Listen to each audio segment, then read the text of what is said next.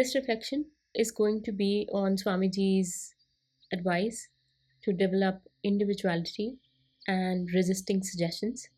And I'll also share one parable which might be very helpful to hit the point home. So he says, develop individuality and resist suggestions. In other words, don't be easily influenced by thoughts, ideas, and beliefs of other people.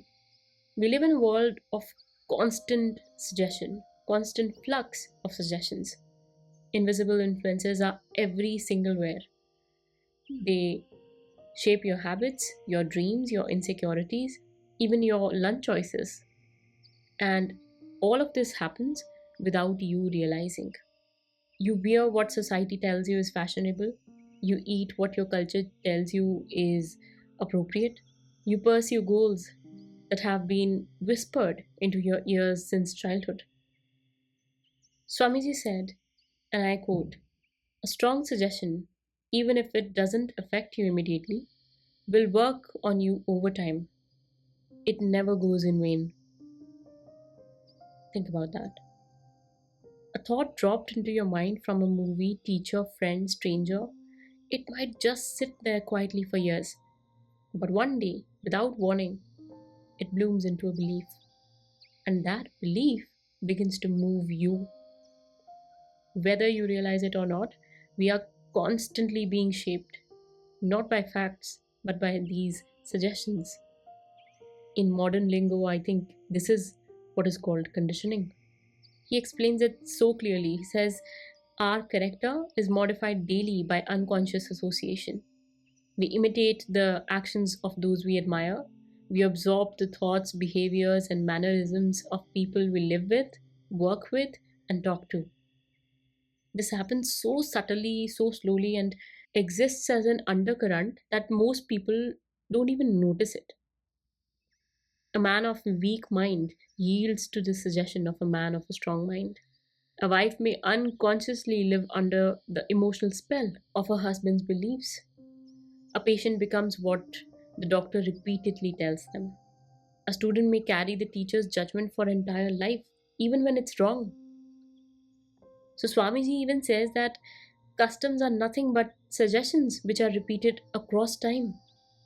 The clothes you wear, the food you eat, the language that you speak, even your sense of normal, all of it arises from suggestion. And this is not man made. Nature itself is a constant stream of suggestion. The silent pull of a river, the power of a sun, the message from a blooming flower or a tree, all of them influence your mind.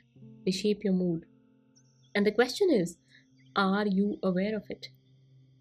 Or are you just absorbing it all unconsciously? Because if you're not awake, the world will plant its beliefs into you and you'll call them your own. This is where I want to bring the timeless parable from ancient China, which kind of explains this even more vividly. It's called Three Men Make a Tiger. A minister once approached his king and asked, if a person came and said there was a tiger in the market, would you believe it? The king said no, of course not. And if two people said the same? The king paused. I might begin to have a doubt. And if three people insisted that there was a tiger, the king admitted, then I would start believing it. The minister nodded and said, Your Majesty, there is no tiger in the market. But if enough people say it, even the most absurd thing becomes real. In psychology, we have this thing called illusory truth effect. It's a phenomenon. Repeat a lie often enough, and the mind starts to believe it. Repeat a belief over and over again, even if a false one, and it becomes your operating system. You live out that story, you become that belief. So, this is how most people get trapped. This is how all of us get conditioned. You're told as a child that happiness is found in status, that your worth depends on achievement, and you never stop to question it. Why? Because everyone else says the same thing, and everyone else believes it too. Because everyone else before them also said the same thing and believed it too. So you begin climbing someone else's mountain, carrying someone else's fears, and chasing someone else's tiger. It's hilarious and sad. I mean, what are we doing with our lives? And sometimes it's not society at all, it's just you. Your own inner voice plays this role of a crowd. I have done this to myself so many times. When your mind starts whispering, you're not good enough, you cannot do that, I sabotage everything that I do. That the dream is too big for you. And once you repeat that script long enough, it sort of carves itself into your identity. You start shrinking to fit the cage someone else built. Sometimes that someone is your past self, which is why I think Swamiji's teaching is not just philosophical or just words. It's very psychological, very potent, even energetically. I think it's a survival level truth. Resist suggestion, develop your individuality, cultivate inner strength so you are not moved by every passing breeze of opinion. And always remember this: if you throw enough mud at the wall, some of it will stick. But just because it sticks doesn't really mean it belongs there. So now this does not mean all suggestions are lies. Sometimes if three people say that there is a tiger in the market, maybe, just maybe, it's true. Maybe there is actually one tiger in the market. The key is not to, I think, reject everything.